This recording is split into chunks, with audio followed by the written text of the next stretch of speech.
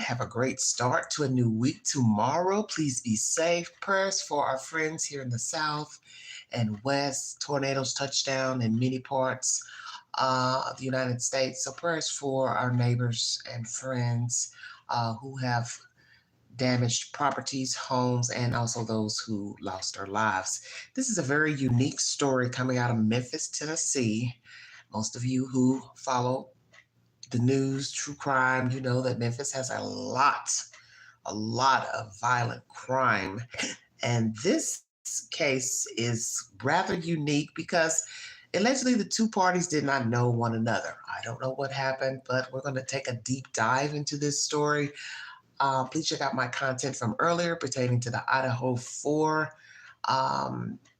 case. The 911 call has been released, and I have been doing extensive lives pertaining to that said information.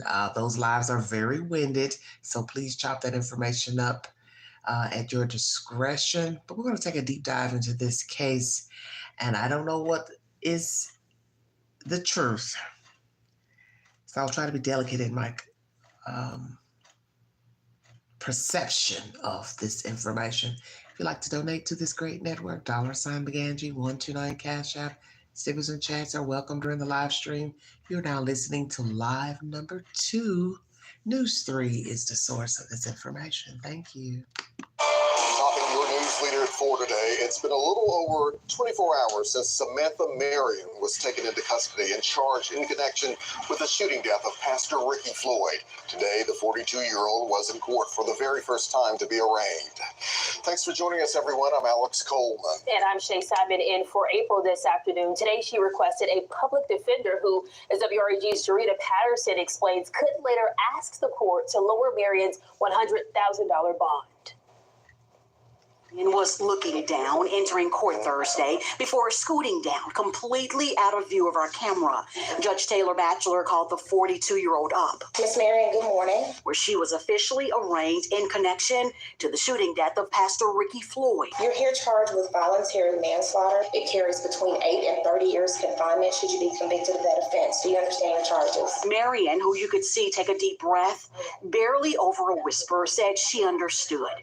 What prosecutors are trying to understand is what the court-appointed counsel, which Marion requested, will do moving forward, which could determine the prosecution's next move. Don't really know what the defense is going to do, but the defense might very well argue for a reduction. Your bond in this matter has been set by Judicial Commissioner prior to me receiving the case at $100,000. $100,000 is your bond. An amount District Attorney Steve Mulroy approves of. We have no plans right now to move to increase the bail in this case. Thursday, we also met the longtime prosecutor who will oversee this case if it goes to trial. I've been in criminal law for, I started in 1983, so I guess that'd make me 42 years. As things currently stand, Samantha Marion is being held on $100,000 bond, telling the court she was unsure if she or her family could actually pay that amount. So in lockup is where she remains. Reporting for your news leader inside the CJC, Jarita Patterson, WREG, News Channel 3. And the coverage following the killing of Pastor Ricky Floyd continues. Coming up on the news at 5, an exclusive interview from Samantha's mother, who says her daughter opened fire out of fear. That's all right, Samantha Marion. The mother has spoken to the news. We will go to that content here shortly. Let's get a backdrop of this information, okay? Mugshot of a woman with no criminal history. Children, no criminal history. What happened outside of that bar? Many people are talking. It's the hottest topic on YouTube at the moment. I'm sure it's the hottest topic down in Memphis. Hello to our friends in Memphis.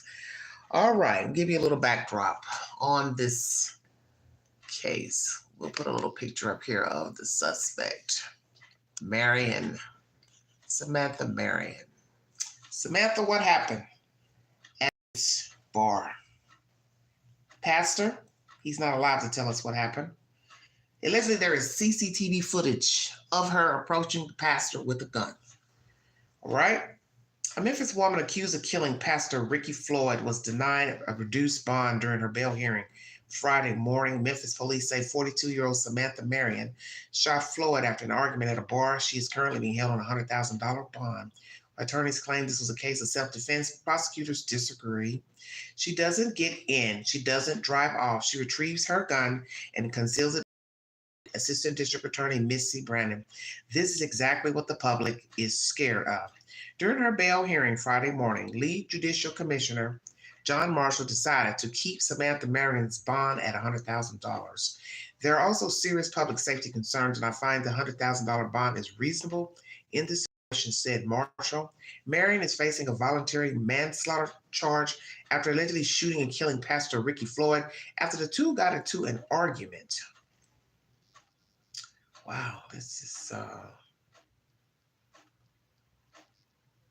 hold on one second, everybody. I kind of lost my place there. Sorry about that. I have a very busy screen that won't stay still. Okay, so we got the bond at $100,000. They believe, Mr. Marshall says it's a reasonable bond in this situation. They got into an argument inside a South Memphis bar that spilled outside. So what happened inside of the bar? That's a public safety concern. It is exactly what we are trying to have people not do, Brandon said. Marion's attorney confirmed she had never met Floyd before this incident. Judge Marshall says the court finds that unless it is self-defense, anytime a gun is pulled and shot, it is an act of violence that puts the community at risk. This is another act of violence in our city, said Marshall. Prosecutors argue that Marion's bond should not be lowered due to public safety, and they believe the likelihood of conviction is good. Brandon says the surveillance video details what happened. Go home. It's 1:17. Go to your children. But no, she gets a gun, conceals it behind her back, gets out of her car, starts approaching Mr. Floyd, telling him not to approach her, she said. What the state failed to mention was that she was followed into the parking lot, that her phone was taken from her hand and thrown from her. She was verbally assaulted inside and outside of the bar, said defense attorney Kevin Massey. Her attorneys John Keith Perry and Massey said Marion is a mother of four who has never had any run-ins with the law. Perry believed this is a classic case of self-defense. This was a person she had never met before. The information about her following him with some video is totally inaccurate, Perry said. So what are they saying? The information about her following him with some video. Marion is due back in court Tuesday. So News 3 is the source of this information. So I believe there's a little bit of he said, she said going on about Miss Marion and the former pastor. I don't know what happened inside of the bar, but we're going to chop up the obvious, which would be people's assumptions and my own. So I'm going to speak for myself. I'm not going to speak for anybody else. It looks bad for the obvious reason. Why is a pastor at a bar that time of morning or any time, quite frankly? We all know that a bar has food, alcohol, and when people think of a bar, they're going to say, well, you know, hey, alcohol is served. You're a pastor. You shouldn't be drinking. You shouldn't be anywhere where people are imbibing alcohol. What are you doing there? Now, naturally, there are many reasons a pastor could go to a bar that serves food.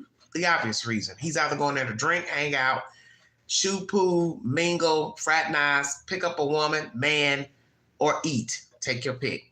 It's just a bad look. It's a bad look. So you can think of 1,000 reasons he was at this bar. He went to get some food late. Still looks bad because we now know he's married. He and his wife started the church that he has. Yes, Queen did a little digging earlier.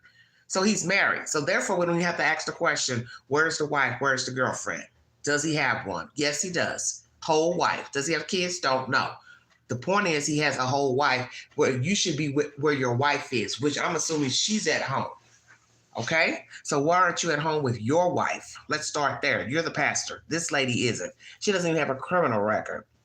I'm not to brag on her. I'm not about to brag on the pastor. I just know this was a recipe for disaster because a pastor should know better. You're not going to that bar to talk to somebody, pick somebody up from work, somebody needs to go to the hospital, something like that. Come on. You already know the situation. If you're a regular person, you should know anything can pop off at a bar. Just because people have bad attitudes, people drink, bad attitudes and drinking don't mix.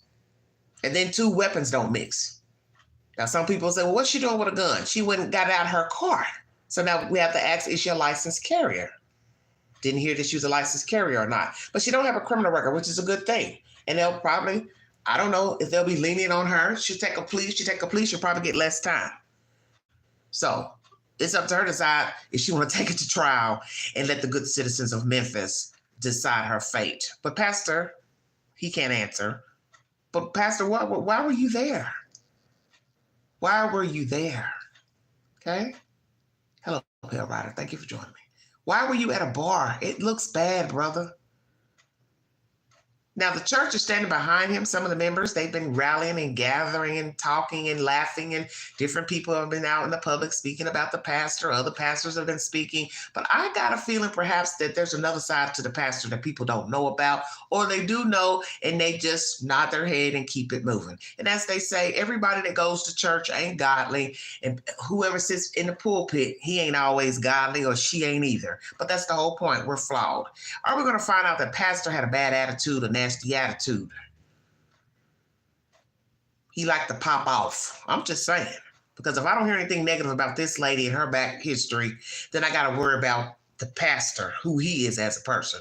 Because as I said, we've got an issue of him taking a phone. Well, how did you get close to her to take her phone? Did you take the phone from the bar? And then we get information that he followed her over to another parking lot.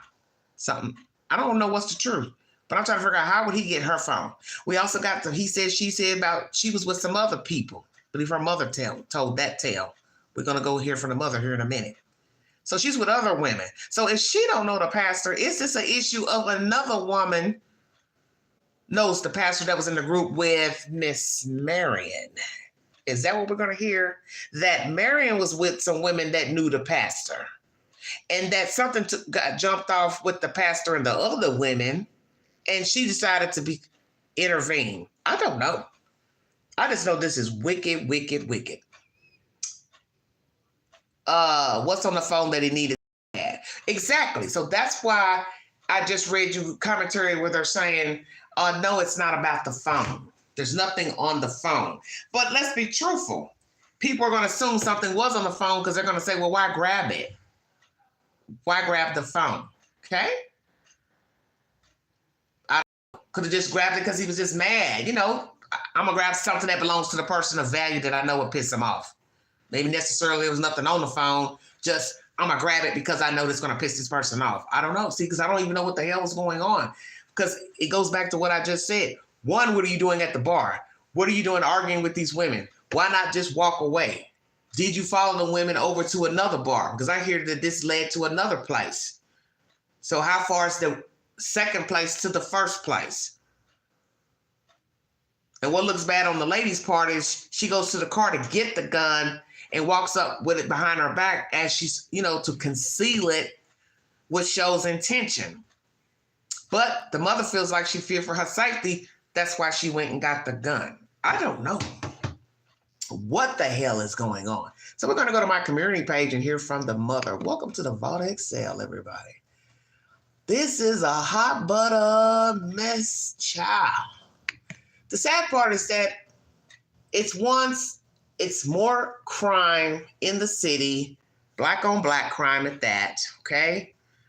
She has children. He's a pastor. Make it make sense. It's just terrible because the crime down in Memphis is ripe, okay? Absolutely ripe. And this is just something we don't need to be hearing of, no matter who the people are. Pastor, rabbi, don't matter.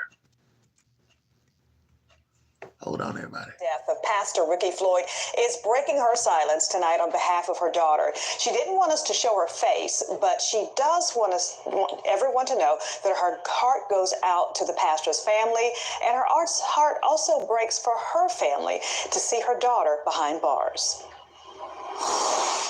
Things are calm in this Whitehaven neighborhood where Samantha Marion lives, a far cry from the chaos the night before, miles away here in South Memphis, where the 42-year-old was taken into custody and later charged in connection to the death of Pastor Ricky Floyd. Since being arrested, no one, except for family, has heard from Samantha, so we went to the family home. Samantha's mom answered at the McPherson Road home she shares with her daughter. Although a bit hesitant, she eventually opened the front door before opening up about the one moment that forever changed the lives of many. I'm sorry that there has been a death. I'm sorry for the family. While also voicing concerns for her child. This is not my daughter's character. And she was defending herself and maybe in her mind was defending the two friends she was with. According to a police affidavit, Pastor Floyd became, quote, irate and aggressive towards all three. Her friends seen here embraced her. As one told detectives, she tried getting between Floyd and Samantha when it's alleged the pastor began walking towards the woman who would later allegedly fire that single fatal round. Anybody in any situation, Play that again. Hold on one second. Let's go back. Become afraid. Single fatal round. Anybody in any situation. Walking towards the woman who would later allegedly fire that single fatal round. Anybody in any situation. Samantha, when it's alleged she tried getting between Floyd and, as one told detectives, she tried getting between Floyd and Samantha when it's alleged the pastor began walking towards the woman who would later allegedly fire that single fatal round. Anybody in any situation, when you become afraid, you become afraid. And fear, will drive you to that. And she had to be awfully scared. Samantha's mom, who was visibly upset, then lowered her head while putting her hand over her heart before delivering a message to her daughter, who she tells us is currently on suicide watch in jail. She needs to continue to have faith in God and know that we love her and we're praying for her. It's faith those who knew Pastor Floyd are also leaning on. We just gotta stay in prayer for each other, watch, the scripture says, as well as pray. Samantha's mother telling us, of course, she understands the pastor's family is grieving. She's grieving as well, she went on to tell us. She's hopeful her daughter will be able to return to the community she's called home her entire life sooner rather than later. Reporting for your news leader, Jarita Patterson, WREG, News Channel 3. So, I don't know what to say. The mother sounds like a nice lady. What in the hell is going on here? A lot of people have been talking about the pastor, different people.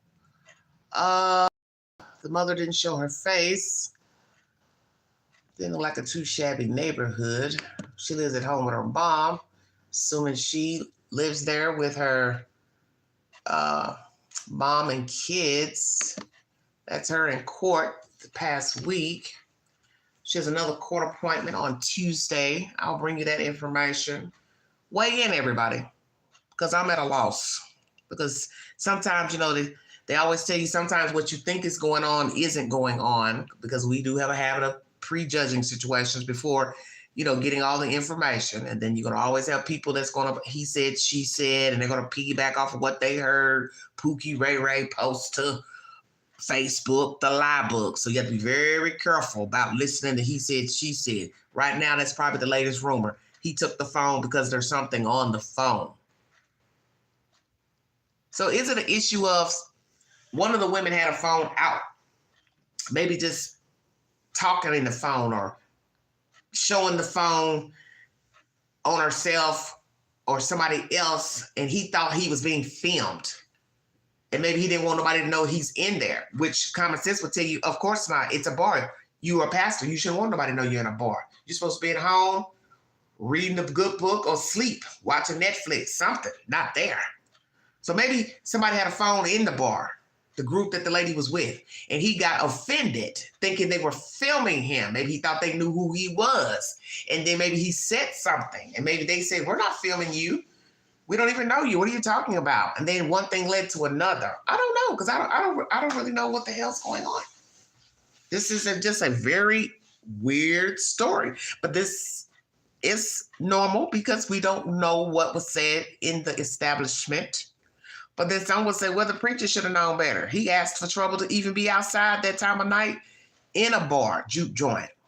Not that he deserved death, but then I don't know what he said or didn't say. You know, did he call these women out their names? Bitches, whores? Did he push anybody, shove anybody? Do y'all really know the pastor? How about that? So go ahead and say it and be done with it. Because the pastor don't got no business in there. I'm just going to keep it real. Now, other grown folks want to go to a bar because everybody knows her food. Maybe this place got really good food, because I have been to some places that's got some damn good food. So a lot of people like to go to the bars for the food, not necessarily to drink. So let's just say this. If he went there because he got the munchies, the late night munchies, you should have paid somebody to bring your food out to you. How about that? Hey, pastor's out here. I ain't coming in, but just bring it to the window. Bring it to my car. I give you a couple of extra dollars. I'm just saying. I'm thinking of every possible scenario. He went there for the food. But then somebody gonna say, well, damn, it's late. You didn't think to order the food early in the evening? Is the pastor wanting to come out or something? Is he wanting to come out his shell? He wanting to be free? Is he trying to break free from the pastor role? What's going on? And he can't answer, so we're talking to himself. Did the pastor have marital problems, number one? Was the pastor messing around with somebody that worked at the bar? Is the pastor messing around with somebody that go to the bar? Did the pastor go there to meet somebody? Did the pastor go there to pick up somebody? Somebody help the queen out, because I'm confused. Y'all know I'm trying to be respectful, but this is just, it was 1 a.m. Let the church say amen. Pastor, what were you doing out there? You should have been home with your wife. You should have been watching Netflix. Come on, let's keep it real. Pastor knew better. You live in Memphis, Tennessee, a very crime-ridden city. So every day you walk outside your door in Memphis, you can thank God for breath. Let's just keep it real. Those people are taking people hostages down there. It is not even safe to live in Memphis, Tennessee. So to be in a bar at 1 o'clock, you really risking your life. Let's just gonna keep it real, because people are just popping off left and right down there for no damn reason. So you a pastor, you should know not to be in no bar. I don't give a damn what was going on. I'm not gonna sugarcoat it. Not a good idea. Not a good idea. Anyway, yeah, he being a pastor should not have been in a bar that late. No. Like I said, he could have went there to get some food, but I personally wouldn't have gone that time of night. I'd have let them know I'm outside, bring me my food to me, to the car. I'm not coming in, ain't trying to be seen going in. Because we know people talk, people gossip. So that's why it doesn't make any sense, you know? Just that. Yeah, that's what I'm saying. You're in a crime-ridden city and you in a bar at 1 o'clock in the morning? I mean, yeah, people gonna talk, they gonna gossip, they gonna make up stuff, because people do. I don't know the pastor, I don't know her. I'm just going by what has been revealed. The lady is currently in jail, $100,000 bond. Does not look like she's gonna get a reduction. She does not have a criminal record. She also has children. She lives with her mother. It's a bad situation. I feel sorry for her children because, hey, she's a mother to these kids. So whatever I think of her, this one think of her, don't matter. Children are children. They love their mom. I'm sure they love their mom. And I'm sure this is devastating to her kids. And obviously she didn't think.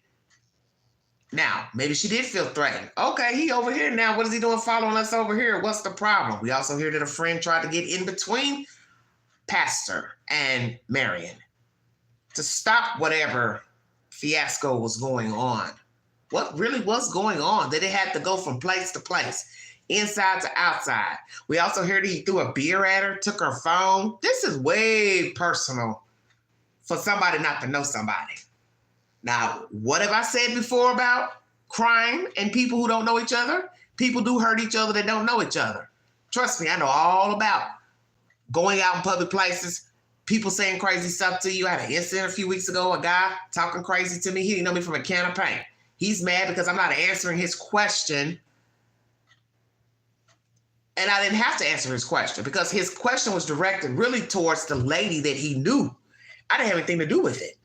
He's asking her, you know, making a comment about something she said about being with a white man. What does that have to do with Queen? Nothing. Because I know to keep my mouth closed and don't say nothing. My discerning spirit serves me right. Don't answer nothing. Don't say nothing.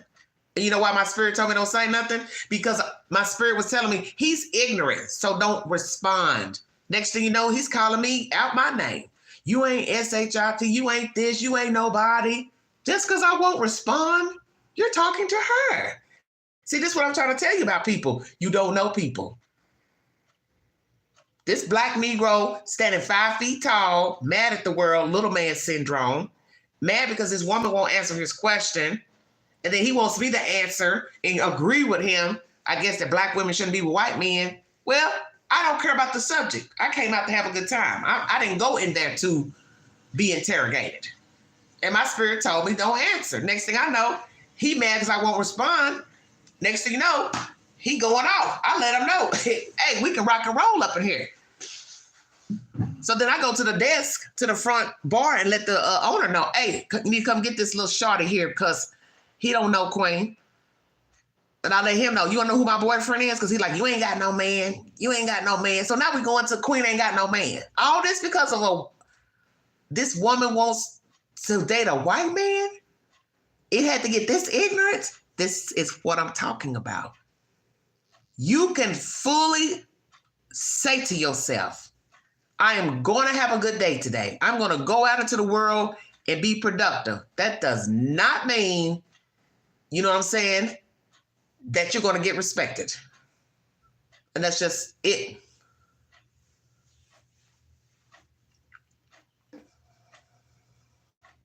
That's right. But you got people who don't care. And that little guy, he was that guy. He didn't get the answer he wanted. He didn't like her making a comment about a black woman being with a white man. Then he looks at me and says, well, what do you think? And I say, well, I don't have anything to do with your conversation. So he got mad. So then he decided to turn on me because I wouldn't respond. And I let his ass know, I ain't what you want. Better get you some business. Get you some business. But see, they invited that trouble over there to my corner because I was sitting in a corner by myself. I was talking to a lady that I know. She eventually left. And then they came over and sat down. And then he followed suit to sit in the bar seat because the lady got up. See, I knew he was rude then because as soon as the lady stood up, he jumped in her seat. Like, damn. So she was trying to dance and, you know, twerk, do whatever she was doing. Too old for all that, but that's a whole nother subject. And so I just assumed they all knew each other. So I'm just sitting on the little banquette minding my business. But, you know, the devil is busy. And that was the first thing I thought. Queen, you were over here by yourself having a good time.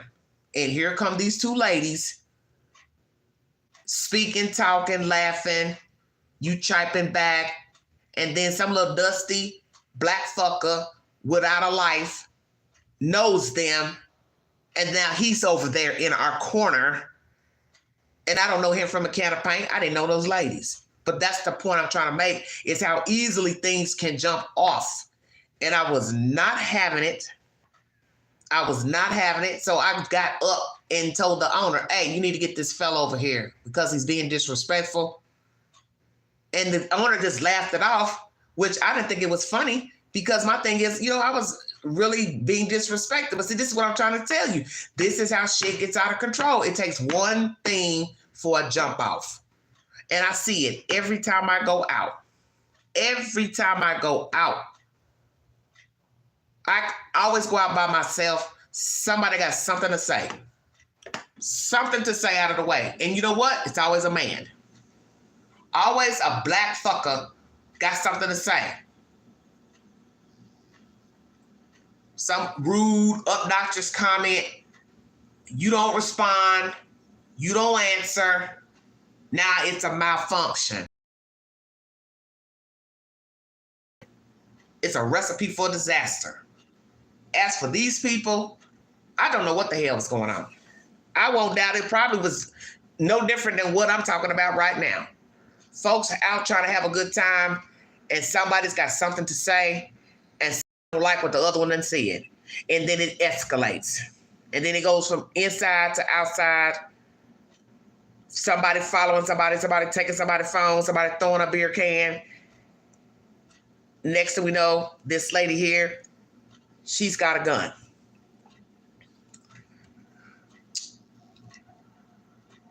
I don't know. I don't know. So what I'm wondering, the other women that were with her, do they know the pastor? Do they know the pastor? Are we going to hear that one of them know the pastor? They've had a service for the pastor, one service already by the church. The church seems, some of the people, I'm not going to say all, some of the people from the church are in support, of the pastor. A lot of people, I think, are trying to tread lightly on what they have to say pertaining to the pastor. No one, is getting on the news saying anything negative about the pastor. But we know the streets will talk. Don't mean it's always the truth, but I think a few people in the comment sections under the video, not saying they know the pastor, but I was reading some comments where one person was saying, I don't think y'all know y'all pastor.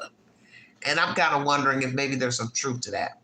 That the parishioners and the people of Memphis don't really know the pastor. Because you have to start with the fact this man is at a bar.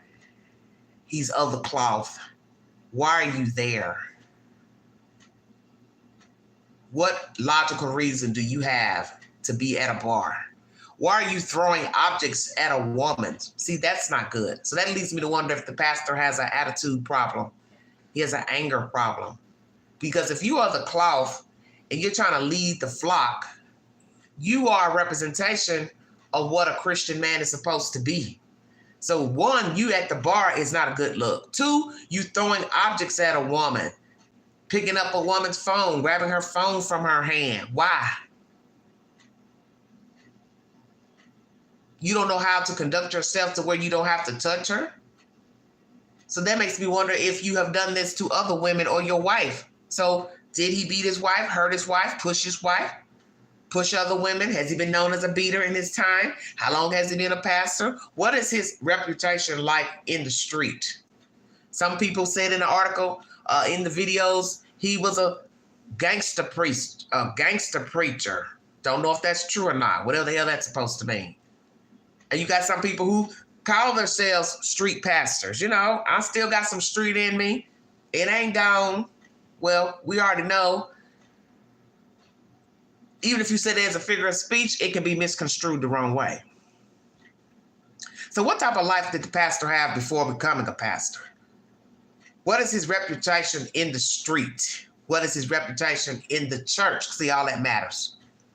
Because a few people had some not so nice things to say about the type of people he hung around, sending people to hurt and harm other people.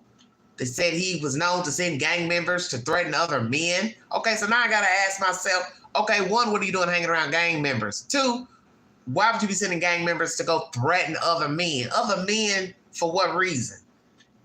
And these are just allegations, but that's what I was reading under the videos.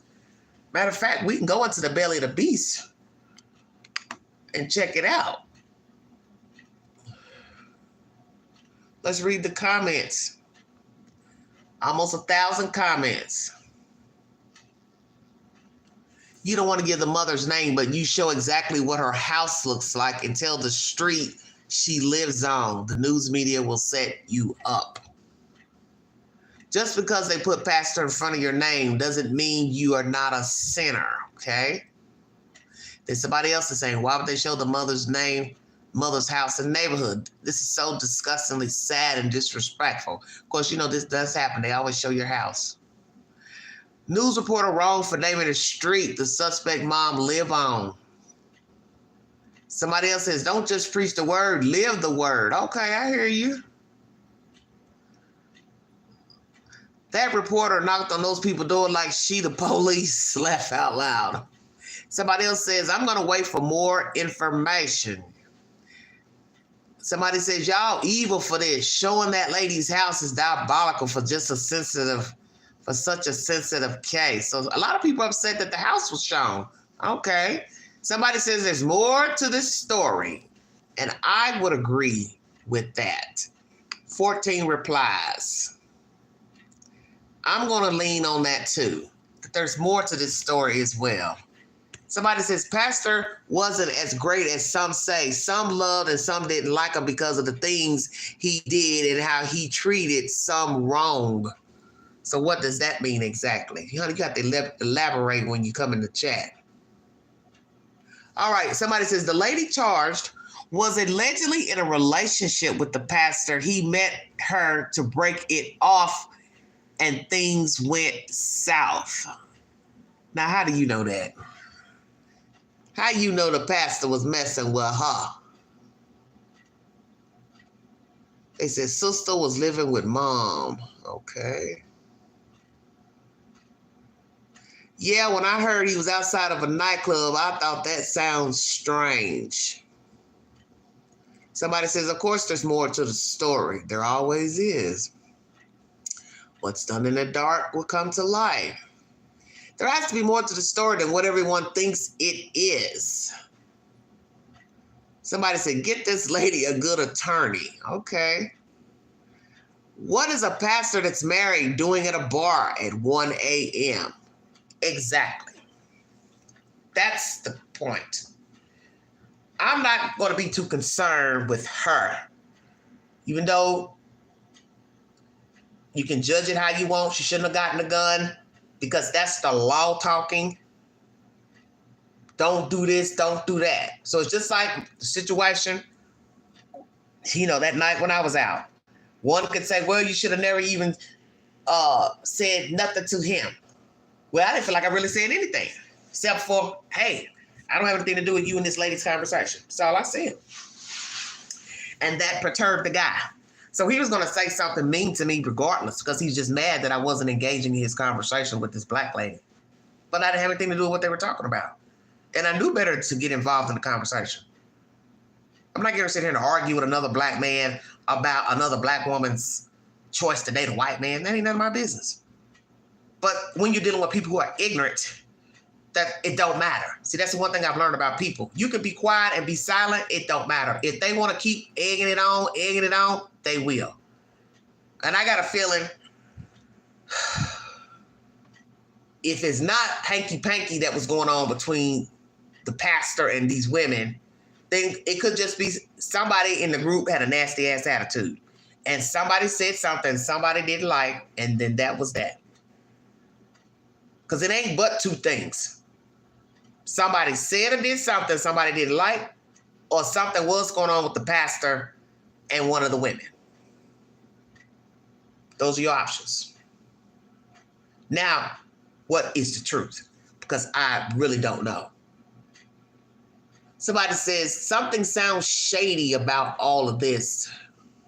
Somebody else is still talking about that house. To show the mom's house is crazy. Okay. Somebody said maybe the people that she was with can tell what the fuss was all about between her and the pastor. Exactly. Okay, Charles, he's about to give his 411. The story I hear is they got into an argument and he took her phone and smashed it on the ground. Then he began to walk away. For whatever reason, probably his pride, he turned around and began walking back towards her, and that's when she shot him. Had he kept walking away, he probably would still be alive. Well, my understanding, there were two different places that this bullshit happened. Because my understanding is that he followed her and those ladies to another parking lot. So why are you leaving a bar to follow them somewhere else? If you left and got in your car to go home, you should have carried your ass on home. Why are you following her? And then another version I got is that she jumped in front of his car. So see, I don't know which is which and which place we're talking about because I wasn't there. See, So this is going to be a problem if they ain't got no CCTV footage to show place one, place two. It's just going to be his word against her word. Or, well, he's dead, so it'll be the prosecutor trying to, lay the story out. Let's see. Somebody said, did you see that? Somebody says the major question is, do they know each other? What's the cause of the altercation? Right. Somebody still harping on where they live, knocking on the door aggressively. Right. Why was the pastor at the bar? Ministry? Ain't that the truth?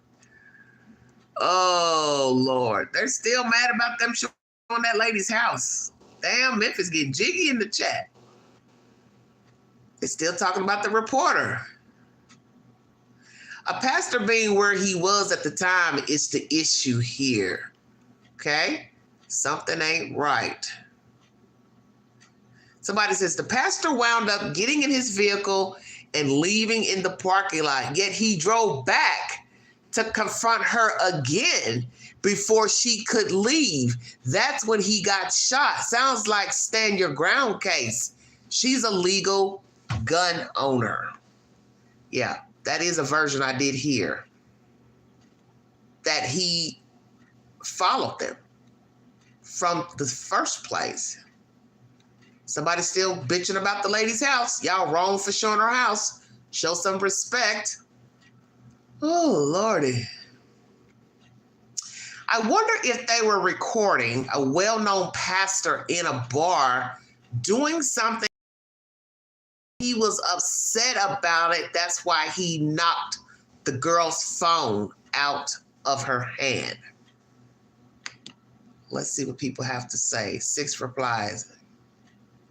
Now, somebody says, now, you know what? That sounds like it could be a probability. God, people crazy. Or maybe she threatened to call his wife about their affair. Both plausible scenarios.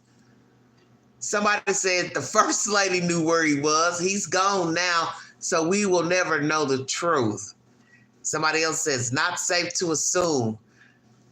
Another person says, I wish I knew the whole story. God, ain't that the truth? If you're a pastor, you have no business at a bar. Holiness is still required. Very true. Then they're still talking about the lady's identity. Somebody says his action caused all this. The pastor was just wrong, period. A man of God does not act the way he did. Now, I'm going to agree with that for the obvious reason.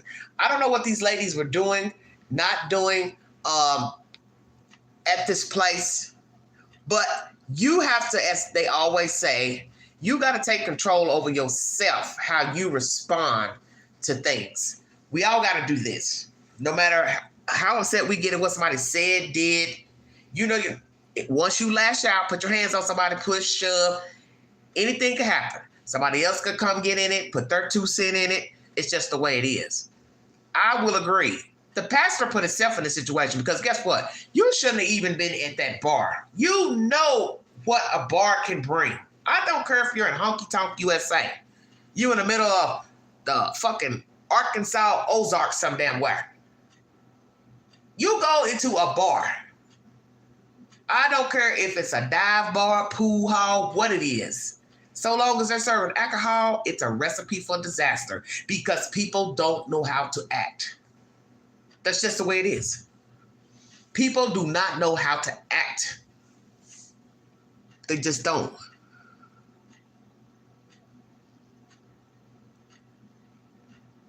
People don't know how to act.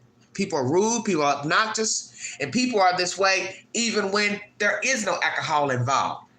There's no way I would have been out there at no bar, inside or outside. Like I said, if it was an emergency, I'm picking somebody up from work, somebody called a pastor and said, Pastor, I'm sorry to bother you, but I'm stranded. I was dropped off over here at the Chevron. Could you please pick me up, give me a ride to the hotel or something like that? You got a good relationship with your pastor. And let's say you got stranded or you had a domesticated altercation with a boyfriend, girlfriend. Then you call your pastor. Your pastor say, okay, I'll come pick you up. Still dangerous doing that when you don't really know people. Because sometimes we think we know people and we don't. So even if the pastor was playing Captain Saberho late night, want to go pick somebody up and take them to safety, it's still dangerous because it's after 12 o'clock. It's like the old saying, ain't nothing good after midnight. And it's sad to say, but it's true.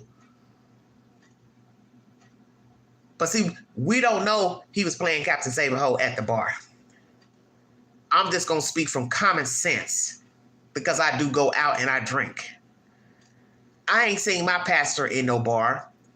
I ain't seen no pastor in no bar.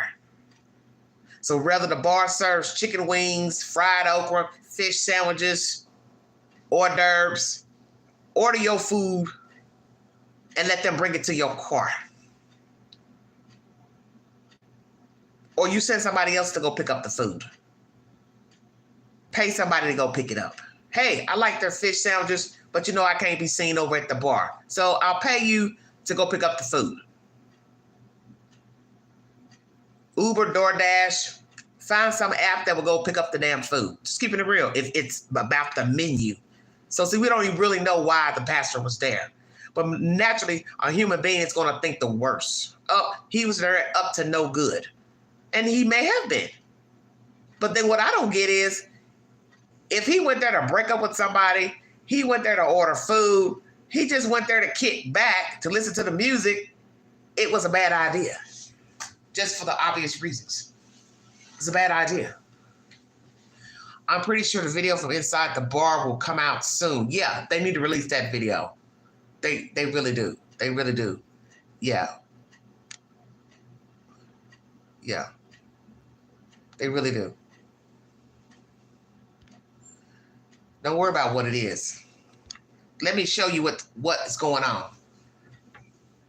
Let's hear from the church. Oh, Lordy. The church is standing by the pastor. Some of them, at least. Let's ask the question. Has this man been faithful? Has he been a good pastor? Was he cheating on his wife? What type of attitude did he have towards parishioners and people in general? Did he know how to talk to people? Was he judgmental? Was he really leading the flock to the promised land? It was an emotional morning. Pursuit of God Church in Fraser held its first service after the passing of their pastor, Ricky Floyd. Floyd was shot and killed earlier this week. I don't know. Thanks for joining us at News at 5. I'm Jessica Gertler in for Shay Arthur. WREG's Quimitra Wilborn explains why church members say even through their grief, they're pushing forward. So this is a pause. This is a comma. It's not a period. There was no moment of silence at the late Pastor Ricky D. Floyd's church, Pursuit of God, in Fraser Sunday morning. Instead, his congregation says they wanted to honor him the way they knew he would want, by praising a much higher power. Because we don't lose. Like those who don't have no hope. This was the church's first service since Floyd was killed on March 12th. And we know that he is with the Lord because he knew the Lord, he loved the Lord, he had a relationship with the Lord, and he taught us the word of God. Church member Dr. Talisa Franklin says the decision to move forward with the service just days after his death was not easy, but it was necessary. But we know he would want us to continue on because he gave us the blueprint of vision, and we got to carry out the vision. And if we don't know nothing else, Pastor Ricky D. Floyd and Pastor Sheila Floyd, they gave us the blueprint to She just hollering, ain't she? Pastor Sheila Floyd, that's the wife. the blueprint to pray. And despite the tears, church members say, she all holler loud. Media liaison for the church. That's the wife. Pastor Ricky D. Floyd and Pastor Sheila Floyd, they gave us the blueprint to pray. And despite the tears, church members say they are leaning on prayer and their faith to move them forward.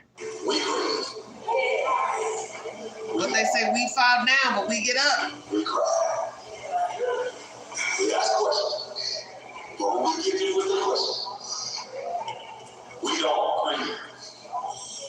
Like those who have. According According to the church's website, Floyd and his wife started a church in the early 2000s with the goal of changing lives in the Fraser community.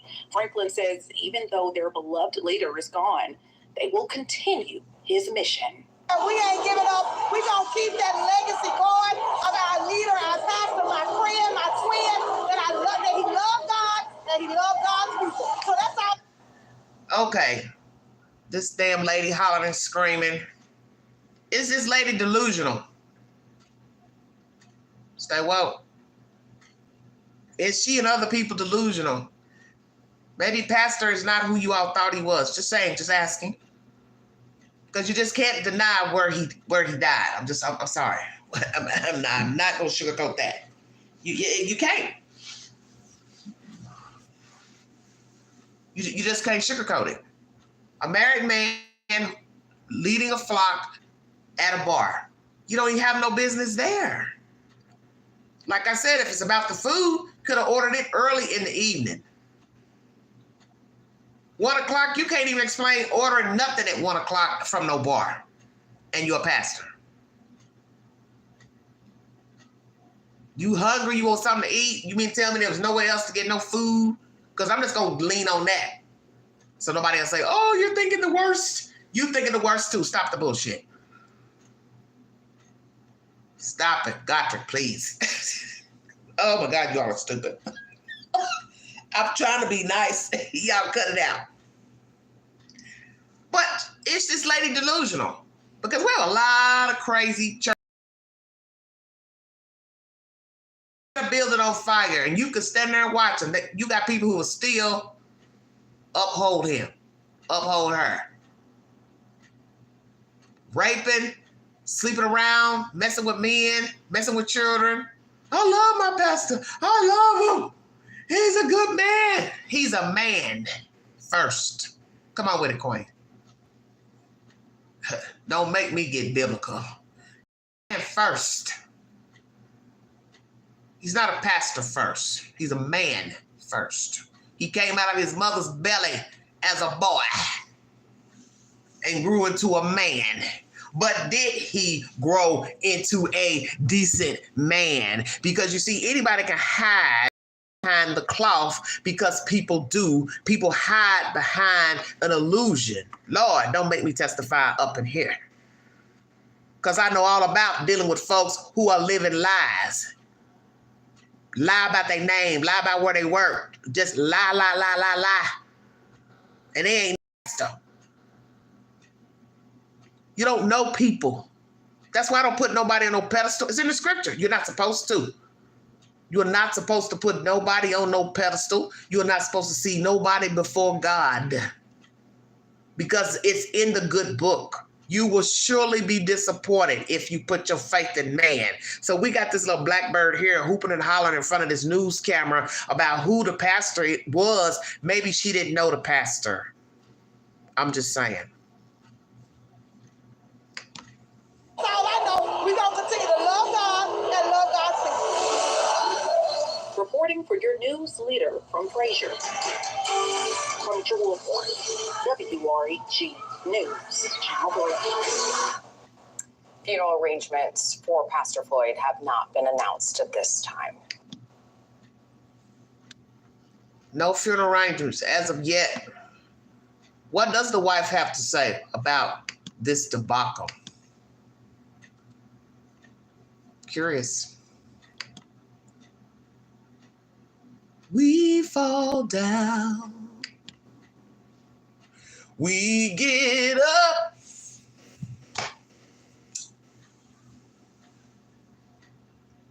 Where would the church go now?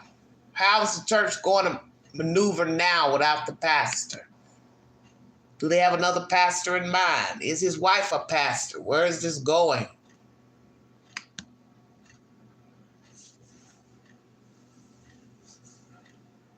Pastor's a married man. How does the wife feel without her husband? How does she feel about where he was? How does she feel about where he died? What type of relationship did this lady have with her husband? See, all those things matter to why we are here today, talking about the late Mr. Floyd, Pastor Floyd. Isn't it amazing how things can change at a drop of a hat? I talk about this all the time on this network. That all it takes is one little thing for there to be a true crime story. That's all it takes. One wrong word, one wrong look. Somebody says something. Now somebody else replies. Now somebody gets a knife out, a gun out, or they go call somebody. And next thing you know, you got somebody dead. That's all it takes. This is the very reason why I don't fool with a lot of people, because I know how things can get out of control very quickly. And just like what I shared with you earlier during this live about going out, people getting jiggy, talking smart, it's the same type of situation. It may not be the reason, that these people fell out, but the point I made is all it takes. Now, what if I had something in my purse and that guy got to talking crazy to me and I just pull out a razor blade and slit his throat? Do you understand what I'm saying? Because you got to have self-control. You got to say, I'm going to walk away. I'm not going to argue with a fool. Let me get me somewhere. But let me tell you about that little situation that I shared with you just a little while ago. When I went out last Wednesday, I was sitting at the bar, and that little short fucker was standing at the edge of the bar. At first, I didn't know if it was him. Then I looked over and I said, look at this little dusty motherfucker. He's sitting in there with a fedora on and a fucking church suit like he done been to church. I was laughing to myself. I almost fell off the bar stool. I said, look at this little fucker. You ain't got nothing to say tonight now, do you? Exactly.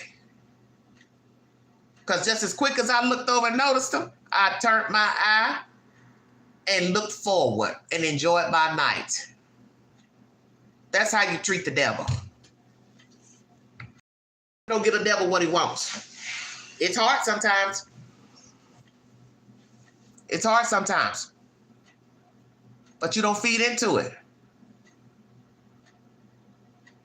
But see, this is why you don't say stuff out of the way to people, because you don't know people. You don't know who's going to pull out a weapon. You getting smart with somebody over something stupid and petty. You don't know if they got a razor blade in their purse, they got a knife in their purse, they got a gun in their purse, they got a taser in their purse, and you start talking fucking crazy. They ain't even got to say nothing. Just pull it out. Doop, doop, doop. Keep it moving. And everybody hooping and hollering and screaming, oh my God, she shot him. She da-da-da. Well, keep your mouth closed. I mean, I'm going to be truthful with you. I'm really shocked that a lot of people are even breathing, because I see fools every day and I'm looking at them like, how did you make it to 50? How did you make it to 40 with the stupid shit you be doing? You just got people out here who are just clown ass.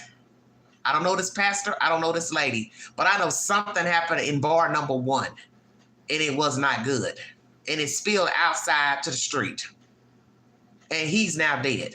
And she's now incarcerated on a $100,000 bond, and she has 4 children. And somebody's got to tell these children there's a chance the mother is not going to walk free. She only walk free until trial, and somebody can bond her out. And I don't think they have the money to bond her out. It's a bad situation. I don't know what he did. I don't know what he said. But if he put his hands on her for no reason, took her phone, hell yeah, she was pissed off. Like, hands on me for?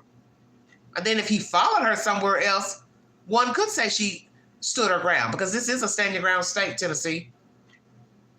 So I don't really know what happened. I just know, Pastor, you shouldn't have been outside at 1 a.m.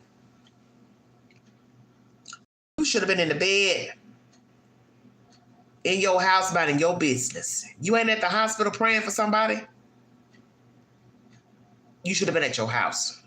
You ain't at somebody's house praying for them, somebody sick, somebody dying, somebody in hospice. You should not have been in no bar. That's just common sense. I mean, regular people can't even go out and have a good time at a bar without worrying about some shit jumping out. What the fuck is a pastor doing at the bar? We're just gonna keep it real. Shouldn't have been there. Should not have been there. Then he's married. Let's take a look at the wife. We fall down, we get up. Everybody gonna get up now.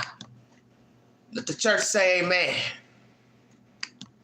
What type of person is the pastor? Are we talking about a false prophet that bit off more than he could chew? And the devil said, well, I'm going to do you one better. You've been working for me for free.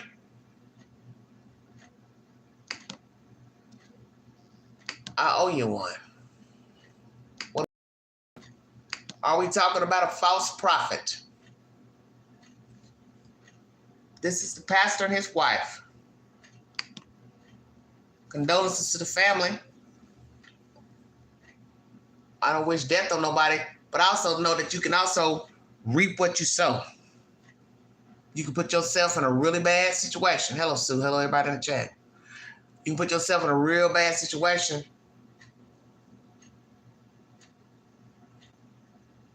and get yourself dead.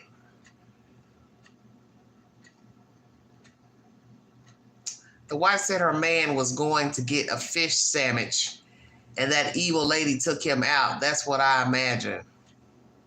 Oh, Godric, please. Some of the best con artists disguise themselves as men of God. Yes, they do.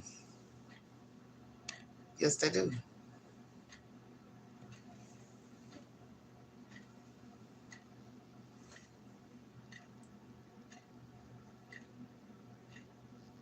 Were these two happy? Were these two happy? Why was this man of the cloth outside at a juke joint at 1 a.m.? Where was the wife? Had she been calling, texting? Had they had a fight? Got into it? What's the truth?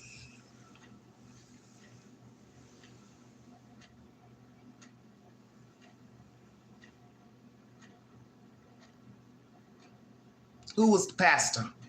Was he living a lie? Living on the edge? Nasty attitude? Quick to anger?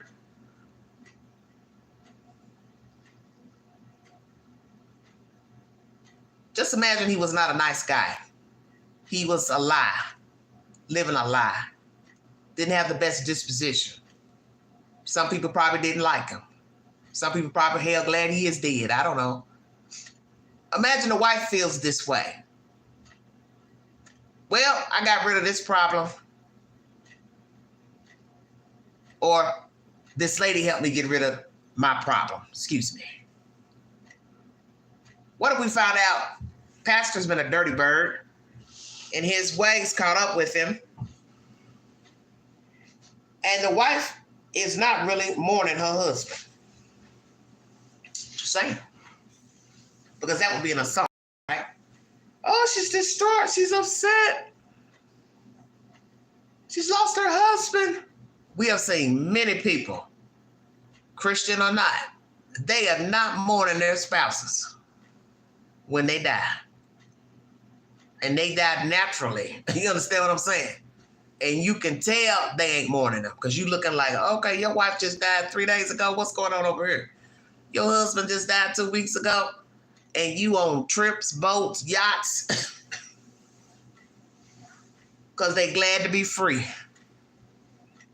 See, people can tell you a lot about how they feel about people just by the way they act and behave. Now, as they say, people grieve differently. I don't know this lady. I don't know this man who's no longer alive. I don't know what type of marriage they had. I don't know if he was a decent preacher, a pastor, if he really walked, by faith, if he was a decent man. I don't know. Somebody from the church would have to say, yeah, he was nice, but hey, don't cross him. He'd pop off, he'd get mad, he'd call you out. But you got some pastors like that. They'll talk crazy to you in church, call you out in church, embarrass you in church. And that's the worst kind of pastor. The type that, will call you out in church, embarrass you. I don't know who this man was. I just know he's dead now. And he was unalive outside of a bar. And I must say, this would be a terrible way to hear that your husband died. A pastor at that. Ring, ring, ring, ring, ring. Hello. Yes, may I speak to Sister Floyd? Yes, this is she. Hi, we have someone here that I do believe is your husband. Okay, well, who are you? This is Detective such and such. Okay, is everything okay? Well, I'm sorry to inform you, but your husband's dead. Okay, dead? How's he dead? Well, he was shot outside of a juke joint. You just imagine getting that call. Now imagine getting that call and not being shot. Checkmate. Ring, ring, ring, ring, ring. Yes, may I speak to Sister Flora? This is she. Hi, this is Detective Johnson. Are you married to a such and such, Mr. Floyd? Yes, I am. What's the problem? Well, I hate to inform you, but your husband has been shot. Oh my goodness, he was shot. Yes, where was he shot? Oh, outside of the juke joint. Honey, I ain't shot in there. Click. Uh-huh.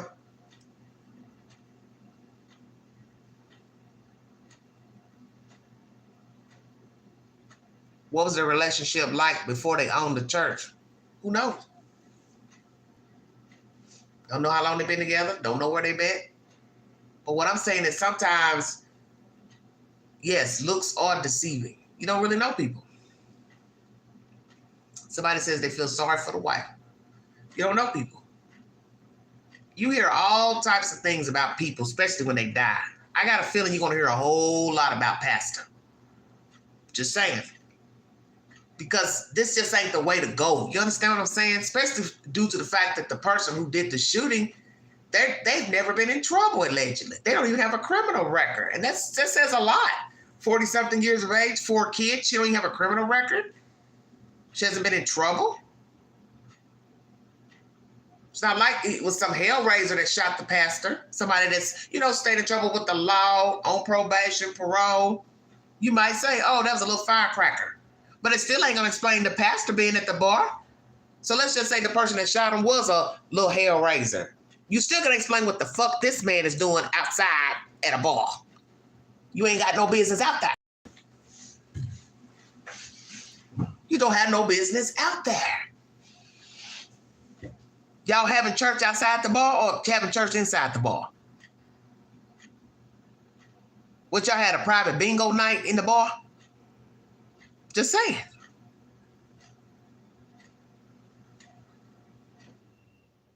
And let's be truthful.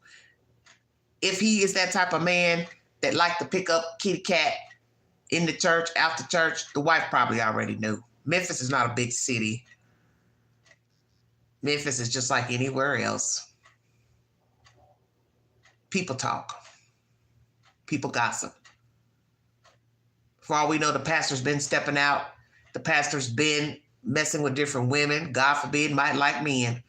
Pastor probably been picking up women. Pastor probably got hell outside church, or who knows? Pastor probably slips out at. What if we find out Pastor been doing this? She ain't shocked a bit that he was found at the juke joint and dead at the juke joint, if you get what I'm saying. Stop it. Okay, karaoke night. Girl, you stupid. She might already know her husband. Yeah, he's a whore. He's perpetrating behind the cloth, and I'm riding this lie with him. I'm riding this lie with my husband. And what'll be sad? Let's keep it real. All jokes aside. What'll be sad if this man has been living a lie out here whoring in the street, picking up women, men, dogs, cats, whatever, administering the word, a fraud.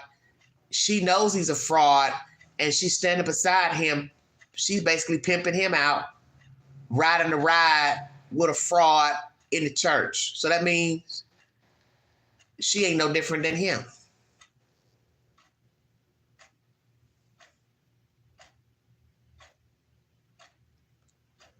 If she knew what he's been doing, her being in the church, knowing he's a fraud and a pastor, she ain't no different. Because you're riding the ride with a liar who is a pastor. We're not talking about a man who cheats, nasty attitude, God, no telling what else he could have been getting into, fraud, theft, any damn thing. You're in the church, so it's different. I'm not going to ride with you in no church and you're misleading the flock, because then that means I am no different than you. And some may disagree with me. But if you knew this man's out here sleeping with different women, picking up kitty cat, hanging in bars, and then you hooping and hollering the tambourine in church with him, how are you different than him? You're not. Because a decent woman would say, I'm not going to sit in church with you and uphold you in no church and mislead these people, because these people are looking up to you. I'm supposed to be looking up to you. I'm your wife. How can I look at you and I know what you're doing? So what if we find out he's been doing some other crazy shit? Stealing, fraud, who knows? Because one thing I've learned about people, all it takes is one bad thing to happen and it opens the floodgates to other stuff. Other stuff. Pandora's box opens up and then boom, boom, boom, boom, boom. All kind of crazy stuff start coming out. Yeah, she probably knows. She probably knows he's a fraud. She knows he's a liar. He picks up women. That's why I said, for all we know, the pastor's got outside children, outside girlfriends, all type of stuff. And that lady knew all along, but she rode the ride. She rode the ride. But I personally wouldn't do it. I'm not going to worry about what other people think. I'm not going to worry about images. I'm not going to worry about how people are looking at me, because I have to think about myself. Self-preservation to me is first. And I don't think you should uphold a nasty pastor. It's one thing to just be married and you're living a lie. But once you decide to become preachers, pastors, rabbis, that's a whole different ballgame. And I'm not getting ready to support you to mislead people. No, I'm not. Exactly, birds of a feather. That's why I said we will wait to see who knew whom in that little group. They say those two didn't know each other. The lady who shot him, Marion, and the pastor. Now, if it may come out that the other women in the group knew the pastor. I don't know. You see, they had different he said, she said in the videos, the comments that one person says he went there to break it off with her. That don't make no sense. Why would he go to a bar to break up with a woman? That's the worst place to go break up with somebody. Oh, yeah, I'm a pastor. I'm going to go to the bar and break up with my girlfriend. What? I don't know if I believe that. For all I know, the pastor has been out here, or he just started breaking free. He just didn't give a damn that day. He went to the bar for whatever reason, and some words was ensued. He thought somebody was doing something. One thing led to another. The shit escalated outside, and now he's dead. And I don't know, if there's going to be more to this story. We just really have to wait on when he goes to trial, or if the lady will take a plea, explain to, the judge, hey, this is what happened. We were all out having a good time, and I had my phone out, or a girl had her phone out. He got mad. One thing led to the other. We don't really know what happened. And naturally, people are going to assume the worst, as I said, because this was a bar. He's a pastor. What is he doing there? He's a married man as well. So, the first thing I said to myself is, okay, well, Queen, don't jump the gun. Maybe he went to get some food, but it's late. You had all night to go get some food if it was about ordering food. So now we got to ask ourselves, was he alone? Did the pastor go to the bar alone, number one? Number two, how long was he in there? Number three, how was he acting when he was in there? Number four, was the pastor drinking? Bingo card. Come on with it, Queen. Oh, nobody thought about that, did they? Because somebody said he threw a beer can at the lady. The first thing I thought was, wait a minute. I know the pastor wasn't drinking. Huh? But think about it. It's a bar. So was the pastor a drinker? Was the pastor an alcoholic? So you got a lot of questions to ask. Who was Mr. Floyd? Because we know that when people die, that is when people start telling the truth. And somebody probably already knows the truth about Pastor, and it probably is this lady right here. And she doesn't owe us an explanation about her marriage, but somebody else is probably in this circle, and they're going to give us the 411 eventually. And we're probably going to hear a lot of things about Pastor. I just got that feeling. And then some of the stuff is probably not going to be very nice. And that'll be shameful for her only if she had no participation, if it's some other wrongdoing. But like I said, if the man was known to be out here picking up kitty cat and all that, I ain't getting ready to support that. I'm not getting ready to go in this church and be upholding you, knowing you out here doing crazy stuff. And especially if we're talking about other things that could be, you know, like fraud and spending money on stuff, thievery or whatever. No, I'm not going down with you. But it happens all the time, and you know it. So who was the pastor? Was he living a lie? How long was he living a lie? If he was living a lie, how long has this lady been riding a ride with her husband? Is there going to be somebody else that's going to come out and tell us some very not so nice things about the pastor and the wife and the church? See? Because you got to remember, he and she are representation of the church. And sadly, there are people who are following these people and believed in them. As you heard that crazy woman going on and on, hollering and shit. And for all we know, that lady probably knows some stuff too. But she's not going to tell the news that. She's just going to do a lot of people do, put on for the camera. Oh, he's the greatest and I love him and we going to keep pushing forward and the church going to go on.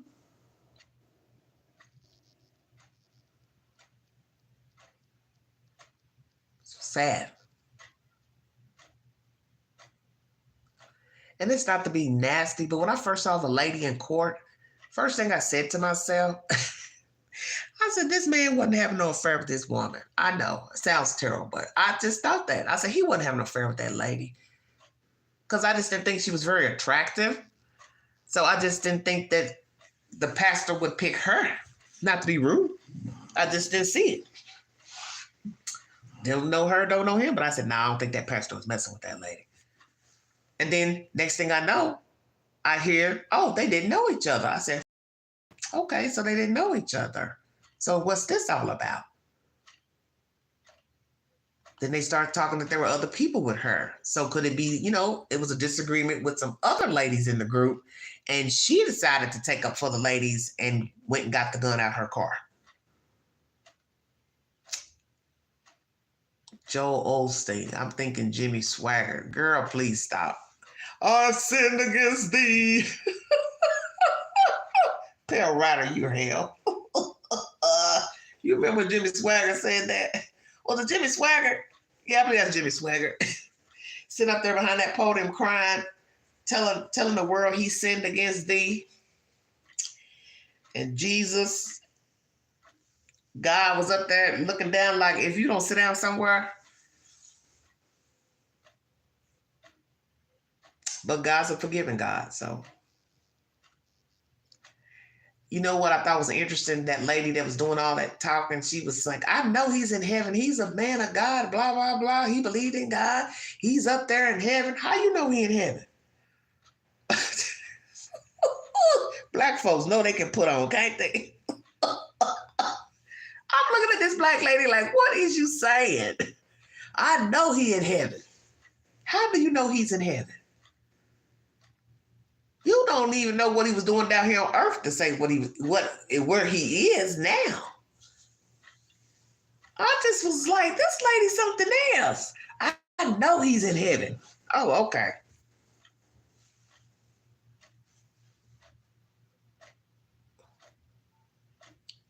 You want to go up there and find out if he's in heaven or not? Oh my goodness, I'm horrible. Forgive my manners. That's the latest, everybody. Oh, Lordy. Memphis, Tennessee. Wow, wow, wow. What a mess. Here's the lady who has been charged in the pastor's death. Mother of 4, no criminal record, lived with her own mother, Samantha Marion, currently in the Memphis jail on a $100,000 bond. Wow, wow, wow. I can only imagine what she's thinking. They say she's on suicide watch. The mother says she's on suicide watch. Didn't really talk much in court. Held her head down in court. Didn't want to be seen on camera. This is a hot butter mess. What you said, Pearl Ryder? I'm old. What you talking about, girl? Her attorneys say this was a case of self-defense, but the prosecutors disagree. Oh, Lordy, Lordy, Lordy. I believe the judge feels as though she's a risk to society. Judge Marshall. That if the gun was pulled and not self-defense, it's an act of violence that put the community at risk. The defense says what the state didn't mention is that she was followed into the parking lot. Oops, sorry about that. That her phone was taken from her hand and thrown from her. She was verbally assaulted inside and outside of the bar, says her attorney, Kevin Massey. No run-ins with the law, 4 kids. They say it's self-defense. She had never met this man before. The information about her following him with some video is totally inaccurate, Perry said. Marion is due back in court on Tuesday. When I get an update pertaining to Miss Samantha Marion, I will bring you that update Tuesday. Obviously, there's he said, she said going around that she confronted him about a video or something. I don't really know. It says about her following him with some video. So I don't know what that's all about. But somebody knows something. So really what they're going to have to do is the obvious. They're going to talk to everybody inside of the bar if they're willing to talk. And most people probably don't want to because, a lot of black folks don't like going to court. They don't like testifying. But somebody has to speak up to say, hey, they were arguing about this. So what they're going to rely on is obviously her friends. If they're genuine friends, they're going to tell the truth. This is what was said. He said this to her. She said this to him. Then this went here. That went there. That's it. Then you're going to rely on surveillance inside of the bar and then surveillance outside. What's going to be the problem is her concealing the gun behind her back and then walking up and shooting. Because what somebody's going to say is no matter what he was doing, not doing, oh, you should have just gotten your car and left. Or if you got out of the car at the next place and he approached you, or you all saw him in a car, you should have left. Now, another piece of information I read the other day says she jumped in front of his car. Don't know if that's true or not. Forgot to mention that. So see, you really don't know what's the truth. We need to see the video from outside the business. Because the state is saying the video is clear to show she walked up on this man with a gun. But then the defense is saying, well, he followed her and her friends or whatever to the other place. So I don't know. And we have learned that videos, people don't perceive everything the same watching a video. I mean, we learned that with George Floyd, for God's sake. You still got people who felt like, he deserved to be kneed to the neck. But in the end, people commit crimes every day and they are not strangled, suffocated. They are apprehended. They're taken, put in a car, truck, paddy wagon, and they go to jail. They get processed. They're not beat up.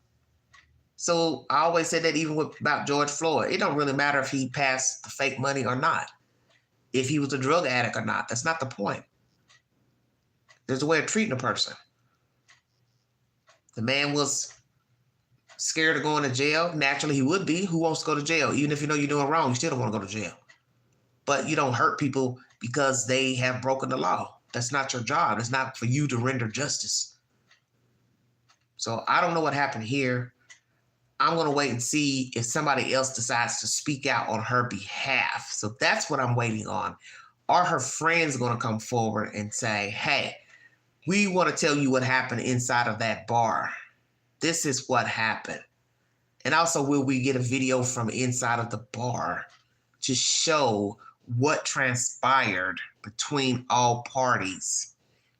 And God, I hope there is audio on the video. If not, it's going to be you trying to decipher what they're saying on the video. So does she think those ladies drug him out to the bar and shot him down? I bet they have cameras in the parking lot too. Yeah, they got the cameras outside. What do you mean, does she think those ladies drug him out to the bar and they said they don't know him?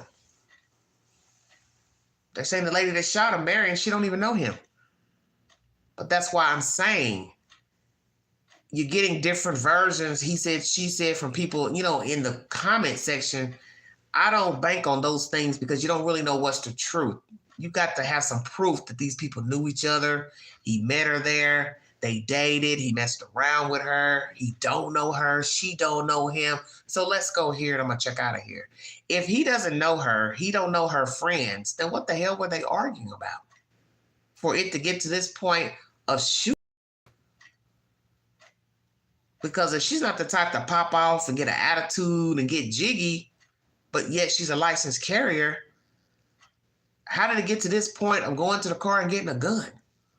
So what really happened inside of the bar? That's what I want to know. Somebody had to have said something to somebody.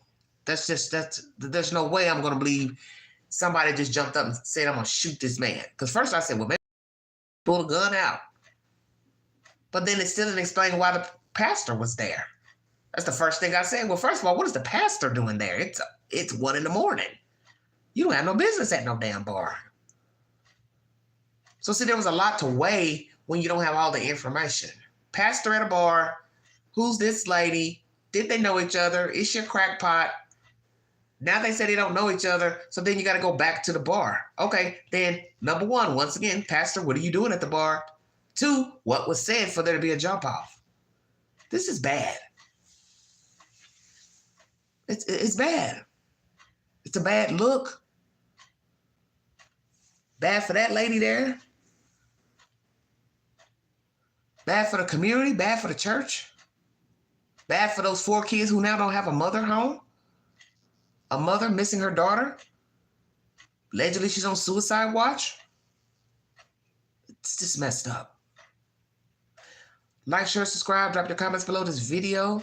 Check the polls on my community page.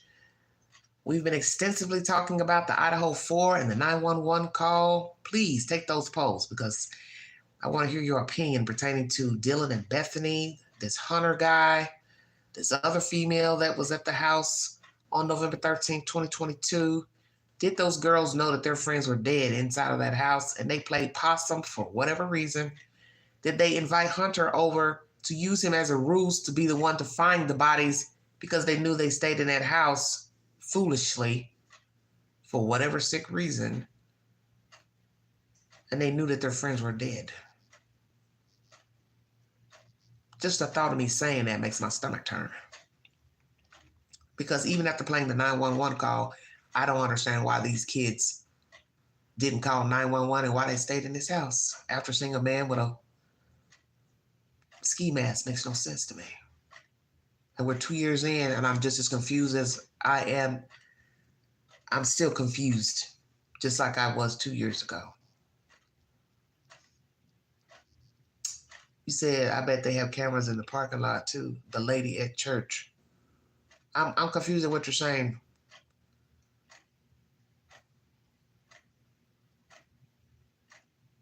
Oh, the lady at the church, does she think they drug him? I don't know. You know, what did I tell you all about the news? What I say to the news don't mean that's my opinion, and they don't mean that's what I said to the police. That lady probably knows some things herself, okay? But that's the whole thing, is that people don't tell everything. People will uphold people even when they know they're in the wrong, even when they got dirt on them, even when they know the dirt that they've done. I mean, we've all have sinned. We all have upheld people in their bullshit and vice versa. I'm asking the question, do people know this pastor? Do they think they really, knew him? Because who probably knows the truth are the people who work in the church, go to the church, and also this wife. And the fact that allegedly he don't know this lady, that puts a whole new spin on whatever the hell happened in that bar. Maybe he's just a dirty old pastor with a badass attitude. Got jiggy, had a couple of beers, some liquor, popped off. And one thing led to another. I don't know. I just know it's a bad look. And I'm sure a lot of pastors were walking around thinking, what the hell are you doing at a bar? Even though they're talking nice on the news, but they're thinking the same thing we're thinking. You know you didn't have no business at that damn bar for no reason. Just because you don't want to be seen at no bar. You have no reason to be at no bar as a pastor. I don't care if they serve food. No, no, and no. It's a bad idea. If you'd like to donate to this great network, $Began129 Cash App, stickers and chats always welcome during the live stream. Check the polls on my community page, follow me on the Newsbreak app, and also check out my video from 2 years ago where I gave you a virtual tour of the King Road home. You get to see the layout of the home in a virtual aspect, and you can piece together in your head what you think happened with the girls, the roommates, Korberger, why these people are in this house, never called 911 and never got out to safety, because it's still baffling to me. And as I said, I understand, as I said with this situation here, people grieve differently. People behave differently. What upsets one don't upset another. Fear for their safety, they behave differently. So I only speak for Queen, but I know that if I am in a space and see someone dressed in black, a ski mask, and let's say they don't notice me, but I see them and they walk out of the door, you can best believe I'm going to run and lock that door and then go hide and call 911 and tell the police which room I'm in and where they can find me. Because frankly, it's common sense that if you are in a house, apartment, wherever it is, and a stranger has been in there and you see the stranger, but they don't see you, or let's just say they saw you, but they didn't harm you, it should be common sense to you that they could come back, number one, and that they got in there some kind of way. And if you later find out they didn't break in, then you should be scared shitless that they would come back. Okay? Because if I can get in once, I can get in again. And that's exactly what I would be thinking. They could come back. And I don't want to stay here. So that's what's baffling to me about Bethany and Dylan. That you could continue to sleep in a house with a whole stranger walking by you in the middle of the morning with no regard for your own safety or safety of your friends. That is wicked to me. I don't see how you can rationale that and make excuses and say, well, everybody acts different. Hell no. I'm out of here. I don't want to sleep here. I'm going to get a damn hotel room, go to somebody else's house or apartment. I don't want to go back there. And even when it's daylight, time, you still should have fear to sleep in that house, especially once you realize what's happened to your friends. Oh, we're not sleeping here. Hell no. We getting our stuff and we getting out of here. And we're coming back gangbuster style to get our stuff. Daylight savings time, and we're not coming back to this house. Hell no. You've seen people who were not murdered, hurt, and somebody broke into their house. They don't want to stay in that house because that's their fear. Okay, they broke in once, they can break in again. Exactly. Exactly. That's my commentary, everybody. Pursuit of God Church honors late pastor Ricky Floyd in Frazier. Frazier is in Memphis, Tennessee. That is his wife. What happened to this pastor? What happened inside of that bar? What is the truth? When I get an update, I will bring you that information. Tomorrow, that lady will go to court. On Tuesday, Miss Marion will go to court, and we will see what happens in court. She'll get a bond reduction. Somebody be able to bond her out, or she'll have to stay in there until trial, or will she take a plea? Maybe the state will offer her a plea. She's facing, a couple of years. Luckily, it's not a first-degree murder charge where she'll be facing life. But nonetheless, prison time is prison time, okay? And she's the mother of children. Don't know how old her children are. Wow, wow, wow. Yes, we will find out. Thank you all so much for joining me. So glad you all came in the chat this late night. And this was live number 2 before it got the new day. But I'll be back with more stimulating content. And once again, check out some of my videos on the Newsbreak app. You can get the latest information in your area. Just put in your location after you download the app, and you will get breaking news in your city and town. And also, you can check out the Queen when she uploads videos and posts. All right, everybody, I'm out of here. Thank you for your time. You have been listening to the Vault XL. Have a good week, everybody.